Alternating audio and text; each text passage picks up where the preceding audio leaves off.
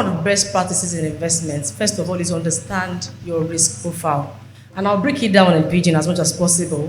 What is my risk profile? What can I tolerate in simple English? It means that so if my money goes down, my blood pressure will go up or will stay stable. If my money goes down, will I be comfortable? So those are the things you need to first understand. What can I tolerate? Some people have 1,000, if it goes to 990, they already have a high fever. So you need to understand what I can take as an individual. My colleague here might be able to take more, maybe she can take more risk. If you understand your risk, then you are able to understand and express yourself and invest in the right thing. So firstly, understand your risk. Secondly, it's very important to start early, right? Early investment is important, and the best time to plant a tree would have been 20 years, but the next best time is now. So it's never too late. Start early, right? Invest consistently. Also, you can't invest once and go and sleep. You need to continue to invest and ensure that at every point in time you're putting money aside. Once you're earning income, you should also learn to put something aside, right? And pay yourself first. You earn, no matter how small your money is or how large your money is, you need to learn to pay ourselves first. We work a lot. Pay yourself first and put something aside for future. Discipline is also important. You know, generally women are known or termed to be spontaneous. You want to buy something, I also like this shoe, I want to buy this shoe. But you need to learn discipline. And this discipline should also cascade down to our children. I said that because, you know, we say start early. You might have missed it as a parent or as an individual. Make sure your children don't miss it. As early as 5, when they're giving them money, what are you putting aside for savings? You are teaching them that value. You know, you're passing on the legacy that when you know more, they can remember that. So discipline and consistency. So anytime you earn money, you do a budget. How much have I earned? How much am I going to put aside as investment? And that will help you at every point in time to ensure that your funds, you're not losing value. And a lot of investments are available, like you mentioned.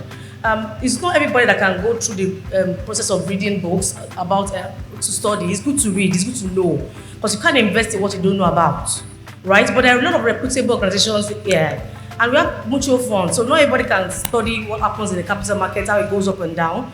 But there are mutual funds that are managed by experts, right? That can help you invest your funds as low as 5,000 naira. So you don't have to have a 5 million or 100 million. So, but those things are very important. And so, first of all, like recap, know your risk tolerance. How can I cope with loss or increase? How do I react to it? Secondly, be disciplined. Put funds consistently at every point in time. Thank you very much. So investments are in different categories. And I can say today that at Stanbic IBTC Asset Management, we have mutual funds that's as low as 5,000 naira. And that's what a lot of people can afford. You might not be able to afford it in one day, but your daily contributions, right? Every day 1,000. In 5 days, you can do 5,000, right? And the beautiful thing is that we have about 15 mutual funds that with minimum of 5,000, you can invest. We have ones that, of course, have bigger values. But the truth is that, like I said, start early, start now, start small. The importance of mutual funds is it helps to diversify. So while you're facing your market, you're selling your crayfish, you're selling your whatever you're doing, you are able, somebody is there working on your behalf, trying to raise your money, and that's why you're talking about money that works for you. So you can't, like the other drama that they acted, the woman saving money in a money box. The daughter came and took the money, the husband came and took the money. But if you put your money in mutual funds, no strange person comes your way to pick your money, and that can give you peace of mind. And these things are easy to monitor. So you can monitor it on your bed anywhere, and it helps you to achieve your goals. So you can tag a goal. What is my goal? I want to ensure somebody goes to school in 5 years, to Harvard. What do I need to do? And every year, or every time, or every month, or even 6 months, you could say, oh, these are my objectives. Am I meeting it? Am I too far? Will it take me more years? Or do I have extra money to put in and grow it? So the most important thing is the willingness. And like Ola said, having a goal in mind, having an end in mind. Put your objectives. You can open multiple funds towards that goal. With 5,000, you're good to go. So striking a balance between saving for short-term goals and long-term goals. So look, I would put it in context. So for example, I know there's a school fees coming up in August or September, right? And I know that I want to go on a vacation, to the Bahamas or somewhere very fun that will cost me money. I also want to build a house or I also put my money in pension. What do? I need to know how much comes into me. You need to, first of all, a lot of people don't know how much they earn. What comes to me? How much do I earn? Then allocate it properly.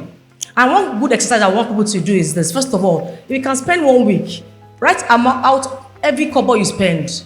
If you buy gala on the road, gala 15 naira, 15 naira. If you buy water, write the water down for 1 week. By the time you do that, you know how your money is going, right? So you know what part of your money should, maybe what part of expenses you should cut down on, or what part you should build up on, right? So these are 4 different goals or 2-3 different goals. Then plan your purchase, your savings towards them. 10% goes to my short-term goal because I need to do this money maybe in 3 or 4 months. For the long-term goals, I'll put maybe like a 20 or 30% based on the budget for that goal. So it's first of all understanding what comes in, what you earn, and what you spend. When you understand that, then you're able to allocate funds based on objectives. So I have a goal to pay a fee. I should know how much I'm going to pay in September, right? If I don't know how much I'm going to pay, then that goal is not clear. I need to know what is my cost for the short-term one, what is my cost for the long-term one, and what investment options. So for example, I won't put monies that I need in maybe 10 years ago. I'll put the money maybe in a fixed thing. I want to put the money maybe in something that is high risk, so that in the long run, I can enjoy a higher return and help me earn above inflation, right? While the short-term one will be in a safe one, so that at every point in time, in another 3 months, I won't be running up and down looking for my rent or looking for whatever the short-term goal is. So and the good thing is that we have experts in the house who can guide you. So you don't need to work this alone. That's why there's this community. You don't need to work alone. We will guide you and hold you and ensure that you get to your promised land.